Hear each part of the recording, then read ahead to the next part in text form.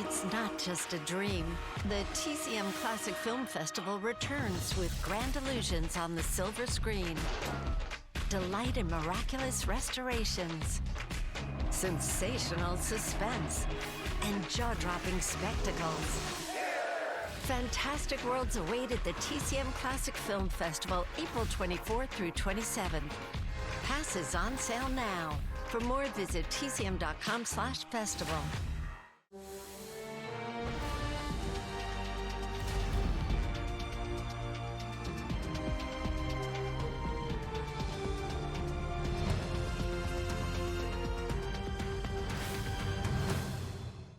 Welcome back to 31 Days of Oscar here on TCM. I'm Dave Karger, and up next is another epic Western that earned an Oscar nomination for Best Picture.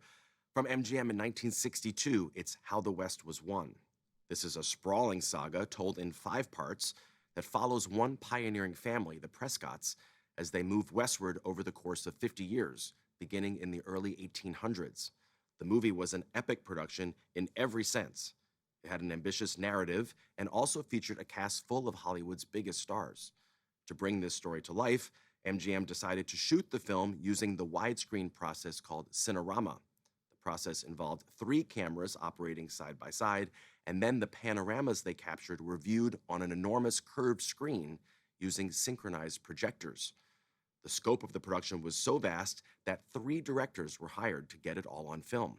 Henry Hathaway directed the first, second, and last sections, including the early move west and the gold rush. John Ford directed the Civil War sequence, and George Marshall directed the section about the new railroad system.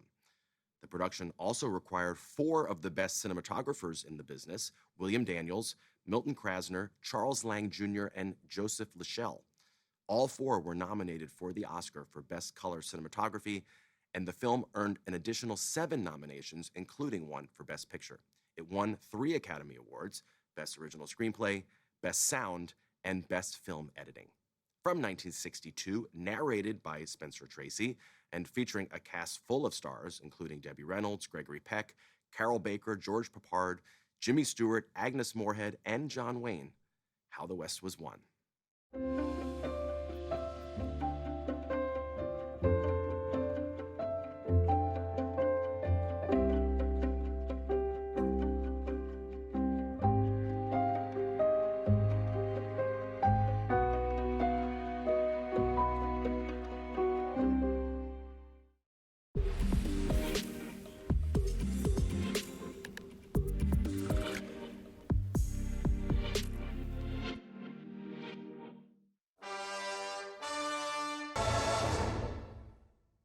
How the West Was Won cost MGM a fortune to produce, only slightly less than the $15 million that Thomas Jefferson paid for the entire Louisiana Territory in 1803. But the investment was worth it. The movie was a huge box office hit, and it earned 8 Oscar nominations, winning in 3 categories: Best Writing, Sound, and Editing. How the West Was Won also became the first conventional Hollywood feature film ever shot in Cinerama, although it wasn't the first one to hit theaters. The Wonderful World of the Brothers Grimm was released first. Cinerama involved filming with 3 cameras, one oriented directly ahead, and the others on either side of it, slightly angled out to the left and right. The film was then projected on a huge curved screen using 3 synchronized projectors and creating a panoramic view in every scene. The concept was first developed by Fred Waller, a special effects expert at Paramount, and originally it involved 11 cameras. Eventually, it was simplified, and in 1952, the possibilities of Cinerama were introduced with the nonfiction feature, This Is Cinerama. A decade later, it was finally applied to a narrative movie, How the West Was Won. Up next, we're headed to the 1930s, with a Best Picture winner focused on the horrors of World War I, starring Lou Ayres, and directed by Louis Milestone. Next on TCM, All Quiet on the Western Front. Then, Places in the Heart. And later, 3 billboards outside Ebbing, Missouri. Francis entrances Oscar today. Get ready for the adventure of a lifetime. The 2025 TCM Classic Cruise, October 8th through the 13th. Join TCM and fellow movie lovers for 5 unforgettable nights where movies and magic come alive. Sail aboard the Disney Magic from Port Canaveral as we explore the Bahamas with stops in Nassau and the all-new Disney Lookout Key at Lighthouse Point. It's a cinematic escape filled with movies, trivia, distinguished guests, and more. It's the 2025 TCM Classic Cruise. Staterooms on sale now. Visit tcmcruise.com to plan your escape. We'll see you there.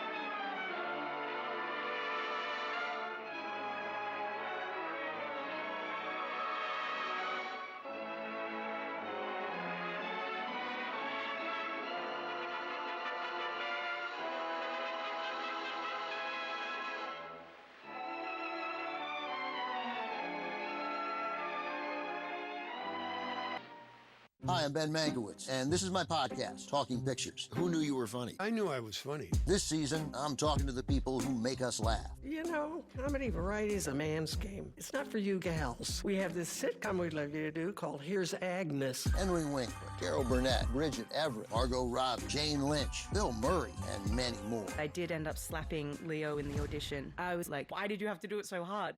Listen to Talking Pictures on Max or wherever you get your podcasts.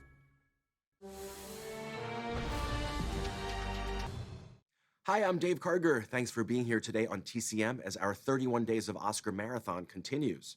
Earlier today, we showed the 1931 drama Cimarron, which won the Academy Award for Best Picture, or as it was called at the time, Outstanding Production, at the 4th Academy Awards.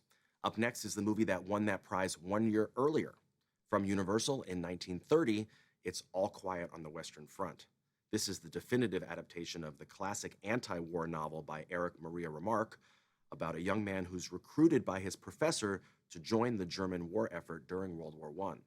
Initially, he's eager to go into battle, but as he comes to experience the brutal realities of war, his enthusiasm and innocence quickly vanish. The film stars Lou Ayres in the lead role, and the movie made him a star overnight, although he didn't receive an Oscar nomination for it. He was finally nominated 18 years later in the Best Actor category for his performance in the 1948 drama Johnny Belinda. At the Academy Awards ceremony in November 1930, All Quiet on the Western Front took home 2 Oscars for Best Picture and for Louis Milestone as Best Director. Even though this was only the 3rd Academy Awards, it was already Milestone's 2nd time winning. He also won in the first year of the awards when there were 2 Best Director categories, one for drama, the other for comedy. Milestone won for directing the 1927 comedy The Arabian Nights, and that was the first and last year that the directing category was split. From 1930, also with Louis Wolheim, here is All Quiet on the Western Front.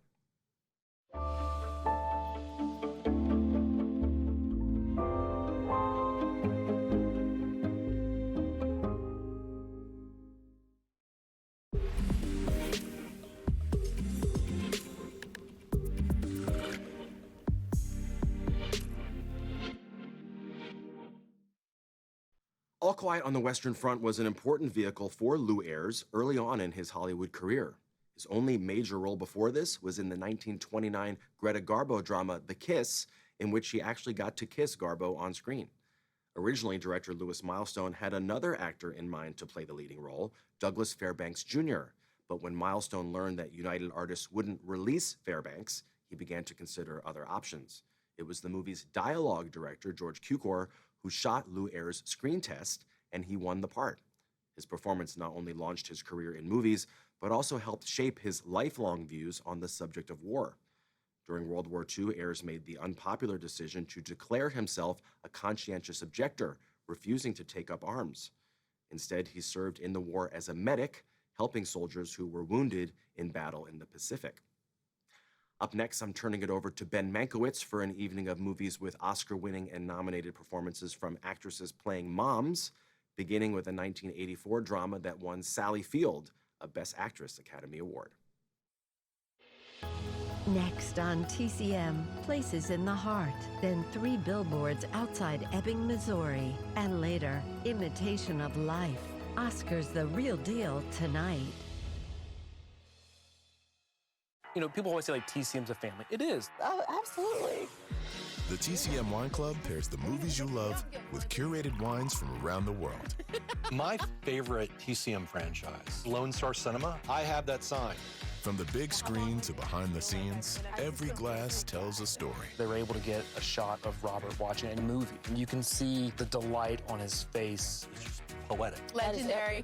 Celebrate movie night with your favorite cast of characters. I learn so much every day from colleagues, from the TCM host. With online tasting notes to keep the conversation flowing. I love that she signed it and then she drew her little hair and face. Chef's kiss. Join now to receive 15 wines, including 3 exclusive movie wines delivered straight to your door. I love the way that people can just come together over wine. Who doesn't love a great story? Cheers. Cheers. Go to tcmwineclub.com or call 1-844-WINE-TCM.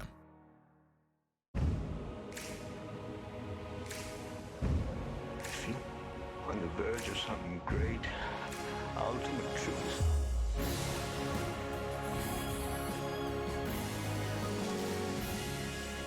Can you ask me all the Super 8 questions? Of course. Because they're so fun. Hi, I'm Ben Mankiewicz, and this is my podcast, Talking Pictures. I know my way around a podcast. I heard you say on a podcast, the biggest enemy of excellence is tension. I was on a podcast? This season, I'm talking to the people who make us laugh. Burt Reynolds, the night before shooting, he goes, Henry, just spoke to Ron Howard. He said, I can fire you anytime I want. I said, Burt, would you let me know I've got a movie right after this one? Henry Winkler, Carol Burnett, Bridget Everett, Margot Robbie, Jane Lynch, Bill Murray, and many more. Who knew you were funny? I knew I was funny. You know, comedy variety's a man's game. It's not for you gals. We have this sitcom we'd love you to do called Here's Agnes. From Turner Classic Movies and the streaming service Max, this is Talking Pictures, a podcast about movies, about memories, and all the life that happens in between. I did end up slapping Leo in the audition. I was like, why did you have to do it so hard?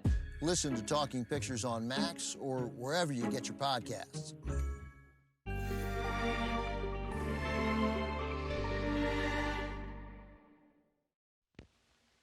Delbert Mann, director of Academy Award winner Marty, brings to the screen another great motion picture. Warner Brothers proudly presents Dear Heart. They call that a business convention. They have a lot of them here, New York. That's one reason why it's so hard to take business seriously. I'll tell you one thing I can take seriously, though, and that's a man by the name of Harry Mork. Now, Harry's a man with something to tell our generation. Do you know I have a psychic thing? I don't want to see it. I can tell you what it says inside of every one of those greeting cards without even looking. Go ahead, if that's your idea of a big time. Well, if I can, will you go out with me? Look, I don't drink. I had dinner, and I thought you were staying here at the hotel. No, well, I can't go up there because somebody's up there. And I thought that, well, why can't I take you home? It's my roommate's turn to go home. Hi, Marvin. Hi, June. You know, the hotel is completely filled up with conventions. But this nice young lady has been telling me about the Metropolitan Hotel. It's right across the street. She's actually stayed there herself, haven't you? Lots. The only trouble was that Harry wanted to play America's Ideal Dad with me. I think he must have felt that my beard was a challenge or something like that. Pat, you just can't go around sleeping with girls at all. Haven't you ever? You just march right in there and you tell that girl to put her clothes on. Right now. Okay. You can't go in there. What do you think this is? Emil Zola, put your clothes on. But then came Evie Jackson. Harry'd never met a girl like Evie Jackson before. Oh, I thought that you and I wouldn't have sat down here if I didn't think we knew each other. I'm Evie Jackson. There, we know each other. I could be very happy in a room like this. I like a chair by the window. I always try to make hotel rooms look as if they aren't.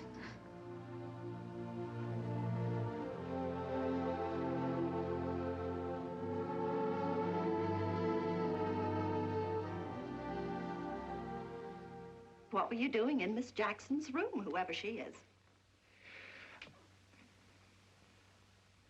I went there to get my suitcase. I knew there was a good explanation.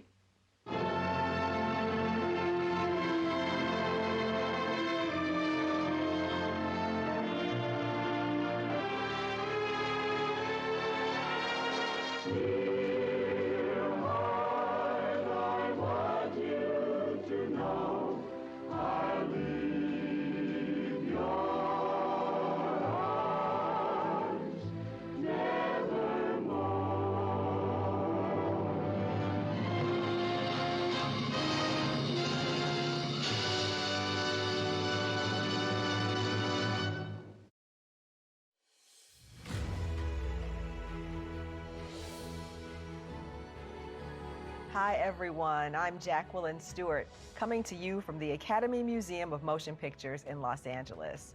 I'm really thrilled to be here today with two-time Academy Award-winning hairstylist, Yolanda Tusing. Hello, Yolanda. Thank you. I'm so honored to be here. I'm so honored to have been asked to be here. You are a member of the makeup artist and hairstylist branch, and I wonder if you could talk about your journey into being involved with the Academy and the Academy Museum. I got involved with the Academy through Leonard Engelman. He was our governor at the time, and he campaigned to get hairdressers involved in the Oscars. He did that for me for Edward Scissorhands. It didn't happen that year, but the Academy invited me in. The following year, I was nominated for Mrs. Doubtfire in 1993. So to have that award the first year given to a hairdresser was very special. On a film like Mrs. Doubtfire, where there is a really drastic change, and it's even part of the story, obviously. Yes. What is it like working on a project like that, where the transformation is so extreme? So extreme. Robin's first makeup test was 12 hours. Our second makeup test was 6 hours. By the third time, you're going to get pretty close to what this is going to be. And our third attempt was 3 hours. However, we continued to improve on that time with the encouragement of Robin Williams, who had a hard time sitting in the chair.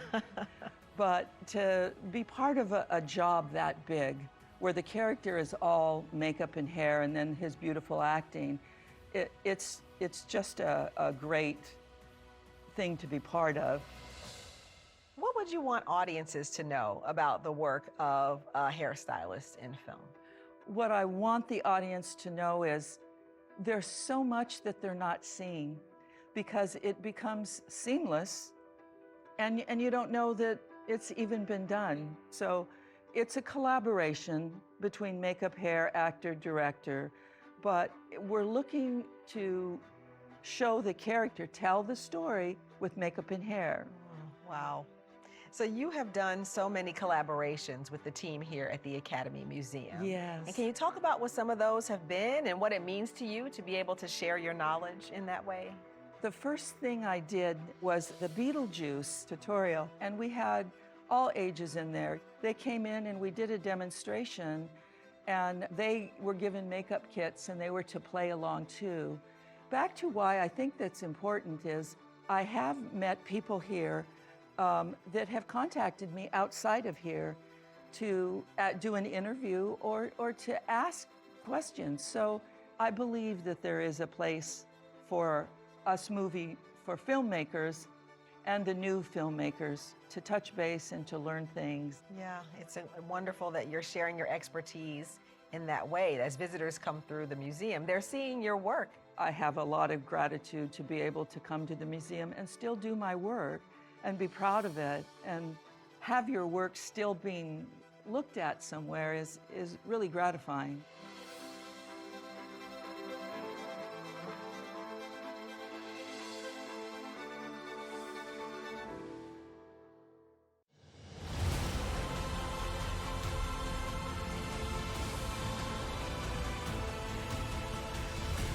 He's looking at you, kid.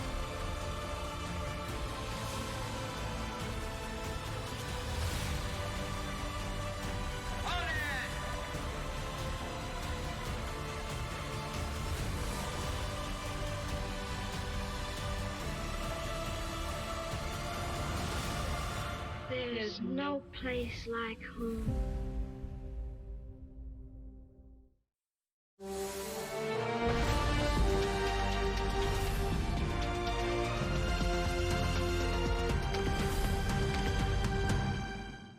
Dustin is a great actor, and he's an improvisational actor.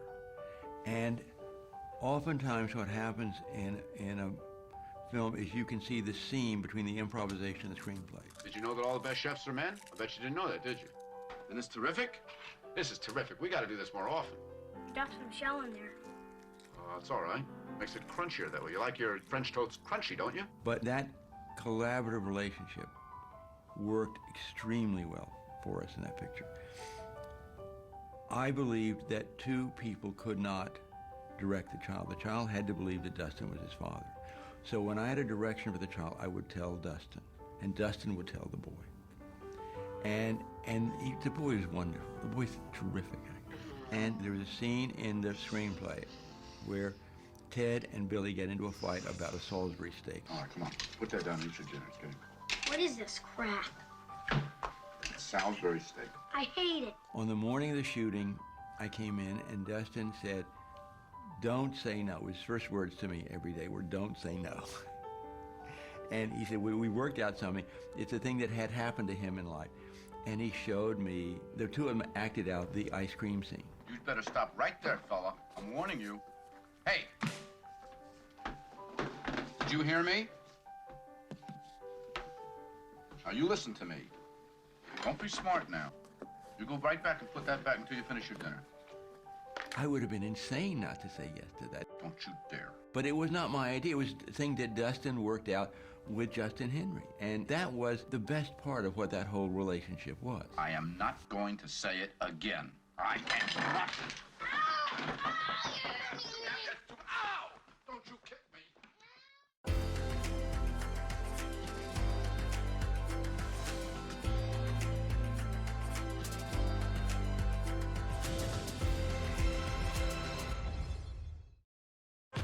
It's not just a dream. The TCM Classic Film Festival returns with grand illusions on the silver screen. This is going to be a party, isn't it? What's the name of this town? You're in Munchkin Land! Delight in miraculous restorations. You're really wonderful. Sensational suspense. Do I look like a murderer? And jaw-dropping spectacles. You know what? Well, there's one way to find out. The room is going to be vibrant. You're going to hear every... This is a wonderful moment. It just brings you back to what film is and what it can be in a room full of people. It's the most thrilling compliment I ever got. Fantastic worlds await at the TCM Classic Film Festival, April 24th through 27th. That's quite a statement, Chief. Passes on sale now. For more, visit tcm.com/festival.